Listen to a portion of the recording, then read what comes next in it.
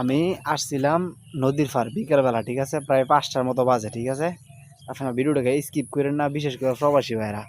মানে আমি নদীর পার আসছি, এমনি ভালো লাগতেছে, আসছি হাঁটতাম আর কি, এই যে নদী এটা, এনে আসছি। আসার পরে ভাই আমি দেখা পুরা মাথা নষ্ট, ঠিক আছে, এত মাছ বলার বাইরে, ঠিক আছে। মনে করেন যে পুঁটি মাছ আছে না ছোটোগুলা, এগুলো আর কি, আমি দেখা পুরা মাথা নষ্ট। মানে আজকে যাবো, মোট কথা আজকে বাজারে যাবো, জাল আনবো, একটা কারেন্টের জাল আছে, এগুলো আনবো মাছ, মানে এগুলো ধরার জন্য। আপনারা দেখেন, মানে খেয়াল করে দেখবেন, ঠিক আছে, খেয়াল করে দেখেন মাছটি কেমন লড়তেছে, জানি না দেখাইতে পারবো কিনা। আপনারা একটু খেয়াল করে দেখতে দেন, দেন কেমনে সিলিক পারতেছে। পুঁটি মাছের যে ফ্যাটগুলো আছে না, এই ফ্যাটগুলো দেখা যায় মাঝে মাঝে, সন্দেহ হয়ে পড়ছে, ভালো করে দেখা যাইতেছে না আর কি, ঠিক আছে। তো দেখেন কি অবস্থা, মানে এনে এত মাছ বলার বাইরে। যদি কাছ থেকে দেখাতে পারতাম তাহলে হয়তো বিশ্বাস করতে পারতেন না।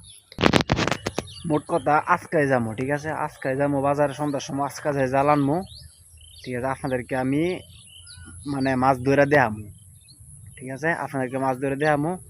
আর এই ভিডিওগুলো আমার কাছে খুব ভালো লাগে, যখন বিদেশে ছিলাম এই ভিডিওগুলো আমার কাছে খুব ভালো লাগছে। আর অনেক প্রবাসী ভাই রিকোয়েস্ট যে গ্রাম অঞ্চলে ভিডিও দেও, এলাকার ভিডিও দেও, তো এই জন্য ভিডিওটি করা। ভিডিওটি ভালো লাগলে শেয়ার করে দিবেন, ঠিক আছে। তো ইনশাল্লাহ আপনাদেরকে কালকা মাছ মায়ের একবার দেখাম। এইগুলো কিন্তু আমার ফ্যাশন না ভাই, এমনি শখে ধরে আর কি, এটাই আর কি, ঠিক আছে। সবাই ভালো থাকেন, আল্লাহ হাফিজ।